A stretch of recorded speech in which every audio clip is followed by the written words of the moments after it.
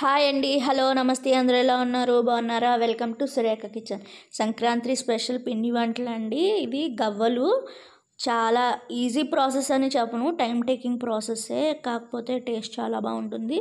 మనకి మినిమం ఒక 20 days వరకు నిల్వ ఉంటాయి. ముందుగా ఒక ఒక గ్లాస్ గోధుమ రవ్వ అయితే ఒక గ్లాసు మైదా తీసుకోవాలి. మీరు ఎక్కువ క్వాంటిటీ చేసామంటే దాన్ని డబల్ చేసుకోవాలన్నమాట. 2 కప్పులకి 2 కప్పులు అలాగనమాట. ఇప్పుడు మనం కేజీస్ లెక్క అయితే 2 kgsకి 2 kg బెల్లం పడుతుందండి. ఒక అర కేజీ మైదా, ఒక అర కేజీ గోధుమ రవ్వ అయితే 1 kg బెల్లం పడుతుంది.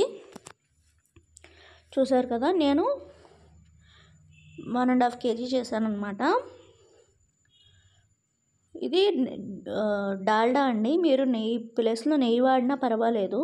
నేనైతే డాల్డా వాడుతున్నాను. డాల్డా బాగా మరిగించుకోవాలండి.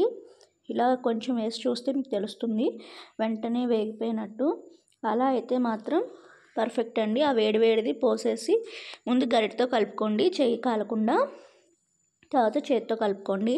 మినిమము నేను చూపించే క్వాంటిటీ 1.5 kg అండి. 1.5 kgకి 1/2 kg డాల్డా కంపల్సరీ పడుతుంది. ఇదే విధంగా పిండి అంతా కలిపేసుకుని పక్కకు పెట్టుకోవాలి. చూసారు కదా, ఇలా ఆయిలీగా ముద్ద అవ్వాలన్నమాట మనకి. ఇక్కడ కొంచెం ఉప్పు వేసుకోండి. నేను ఉప్పు వేయటం మీకు స్కిప్ అయ్యింది. ఛానల్ ఫస్ట్ టైం చూస్తున్నట్లయితే ప్లీజ్ సబ్స్క్రైబ్ చేసుకోండి, లైక్ చేయండి, అలాగే మీ ఫ్యామిలీ మెంబర్స్కి షేర్ చేయండి. ఎందుకంటే సంక్రాంతి వస్తుంది కాబట్టి ఖచ్చితంగా పిండి వంటలు చేసుకుంటారు కాబట్టి హెల్ప్ అవుతుంది. ఒకేసారి నీళ్ళు పోసి కలిపేసుకోకూడదండి. చపాతీ పిండిలాగా కొంచెం కొంచెం తీసుకొని చపాతీ పిండిలా కలుపుకోవాలి. చపాతీ పిండిలా కలిపేసుకుని మీకు ఇలా ఫ్లోర్ ఉంటే ఓకే, ఫ్లోర్ లేకపోతే మామూలుగా చిన్న చిన్న ఉండలు చేసేసుకోండి. ఇంట్లో పిల్లలు ఉంటే పిల్లలకు కూడా ఈ రెసిపీలో పార్టిసిపేట్ చేయడం వల్ల వాళ్ళకి ఇంట్రెస్ట్ ఉంటుందన్నమాట. నేనైతే ఇలాగా కట్ చేసుకుంటున్నాను, ఒకే సైజులో వస్తాయని. బాల్స్ చేసుకుని పక్కన పెట్టేసుకుని, చూసారు కదా నేను ఏ విధంగా చూపిస్తున్నానో ఆ విధంగా చేయండి, మీకు చాలా బాగా వస్తాయి, ఒకే సైజులో వస్తాయి. కట్ చేసేసుకొని మంచిగా రోల్ చేసుకుని బాల్స్ పక్కన పెట్టుకోండి. అలానే ఒకేసారి చేసేస్తే బీసిపోతాయండి.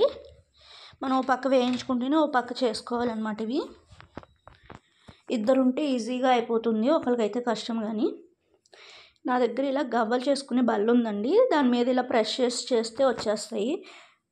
బల్ల లేని వాళ్ళు ఇలా ఫోక్ స్పూన్ మీద కూడా చేసుకోవచ్చు.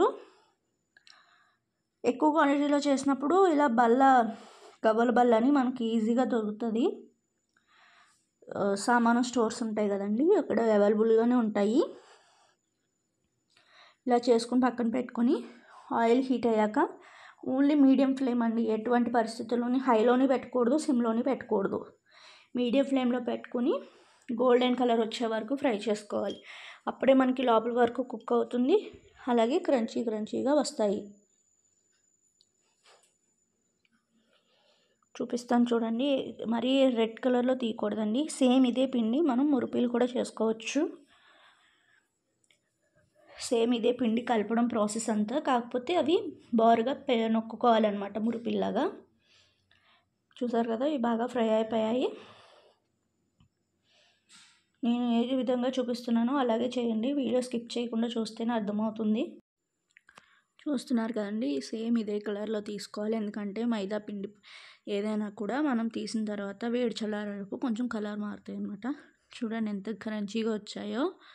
మీరు ఎటువంటి పరిస్థితుల్లో ఎక్కువ పోస్తే గుళ్ళొచ్చి విరిగిపోతాయండి పాకం పెట్టినప్పుడు. తక్కువ వేస్తే గట్టితనం వచ్చేస్తాయి అన్నమాట. చూసి చేసుకోండి. చూడండి ఎంత బాగా వేగాయో. మీడియం ఫ్లేమ్లో పెట్టి మాత్రమే చేయాలి. నేను 1.5 kgకి 1.5 kg బెల్లం అండి, 1/2 kgs అన్నమాట. ఇవి 3 వేసాను. వీటిని ఇప్పుడు మనం చితకొట్టుకొని ఒక గ్లాస్ వాటర్ అండి, ఒక గ్లాసు పెద్ద గ్లాస్ వాటర్, ఒక పావు లీటర్ వాటర్ పోసుకుని బెల్లం కరిగించేసుకుని వడకట్టేసుకుని అప్పుడు పాకం పెట్టుకోవాలండి. ఇది ఆల్రెడీ వడకట్టిందనమాట. చూసారు కదా, మరుగుతుంది, పాకం ఉడుకుతుందన్నమాట. చూస్తూ ఉండండి. కొంచెం చిక్కబడిన కాడి నుంచి మీరు పాకం చూసుకుంటూ ఉండాలండి. మనకి దగ్గరకు వచ్చేసింది. నేను మీకు ఈజీగా అర్థమయ్యేలా చెప్తాను, జాగ్రత్తగా వినండి. ఇప్పుడు మనకి ఇలా పాకం వస్తుంది కదా, ఇది కొంచెం స్ప్రెడ్ అవుతుందన్నమాట. అలా స్ప్రెడ్ అవ్వకూడదు. వేసామంటే మెత్తగా మనకి దగ్గరగా ఉండాలన్నమాట. ఇప్పుడు ఇలా వచ్చింది కదా చూడండి, మీకు చూపిస్తాను. కరెక్ట్గా ఇలా వచ్చాక ఒక 20 నెంబర్స్ లెక్క పెట్టండి. ఇలా వచ్చిన తర్వాత 20 నెంబర్స్ లెక్క పెట్టి పాకం ఆఫ్ చేసేయండి. గ్యాస్ ఆఫ్ చేసి పక్కన పెట్టేసి ఆ వేడివేడి పాకంలోనే మనం ముందుగా వేయించి పెట్టుకున్న గవ్వలు వేసి తీసుకోండి. ఎందుకంటే గవ్వల్లో పాకం వేస్తే కొంచెం సరిగ్గా పట్టకపోవచ్చు, కానీ ఇలా కొన్ని వేసి పాకంలో ముంచి తీస్తే మాత్రం పర్ఫెక్ట్గా అన్నిటికీ పడుతుంది. అలాగే ఈజీగా అయిపోతుంది అన్నమాట. ఇలా అన్నీ వేసుకొని పాకంలో ముంచి తీసేసుకుని పక్కన పెట్టుకుంటే మిగిలిన పాకం తర్వాత అందులో వేసేసి కలుపుకుంటూ ఉంటే మనకి పాకం గట్టిపడిపోతుంది, బాగా కోటెడ్ అవుతుంది అన్నమాట. తీపి అనేది గవ్వలకి ఈవెన్గా. పంచదారతో కూడా చేసుకోవచ్చు, కానీ పంచదార కన్నా బెల్లంతో చేసిన గవ్వలే టేస్ట్ బాగుంటాయండి. కంపల్సరీ రెసిపీ ట్రై చేయండి. అలాగే మీకు ఇంకేమేమి రెసిపీస్ కావాలో నాకు కింద కామెంట్ సెక్షన్లో కామెంట్ చేయండి. పాకం మీకు అర్థం కాకపోతే 1-2 సార్లు వీడియో చూడండి, చూస్తే ఈజీగా అర్థమవుతుంది. చూసారు కదా, వేడి మీదే మనం కొంచెం అటు ఇటు తిప్పుతూ ఉంటే బీసిపోతాయి. ఒకవేళ మీకు ఇంకా పాకం పలుచగా ఉందనిపిస్తే 1 గంట రెస్ట్ ఇచ్చేయండి. అట్లకి 1 గంట రెస్ట్ ఇచ్చేస్తే మధ్యలో కలుపుకుంటూ మీకు సెట్ అయిపోతాయి అన్నమాట. ఇక్కడ ఇంత పలుచగా ఉంది కదా చూడండి. ఇలా కలిపేసి మనం ఒక గంట పక్కకి రెస్ట్ ఇచ్చేసాం అనుకోండి, మధ్యలో పని చేసుకుంటూ కదుపుకుంటూ ఆ పాకం అంతా ఈవెన్గా పడుతుందన్నమాట. గట్టిగా అవుతుందన్నమాట. అలా జిగురుగా కాకుండా, అలాగే ఒక గవ్వ అంటుకోకుండా చాలా పొడిపొల్లాడుతూ చాలా బాగా వస్తాయి. నేను ఇందులో ఒకటి మీకు చెప్పడం మర్చిపోయానండి. పాకం పట్టేటప్పుడు కొంచెం ఆయిల్ వేసుకోవాలి. ఒక 2 స్పూన్లు ఆయిల్ కానీ నెయ్యి కానీ వేసుకుంటే మనకి గవ్వలు పొడిగా వస్తాయి, అలాగే షైన్గా కూడా కనబడతాయి. చూసారు కదా, మీరు ఏ బెల్లం తీసుకున్నా కూడా ఇదే పాకం పెట్టండి, చాలా బాగుంటాయి. మీకు చల్లారేక చూపిస్తాను చూడండి మొత్తం ఎలాగ గట్టిగా అయిపోయింది పాకం. Thank you for watching. Like చేయండి, షేర్ చేయండి, సబ్స్క్రైబ్ చేయండి. Bye bye.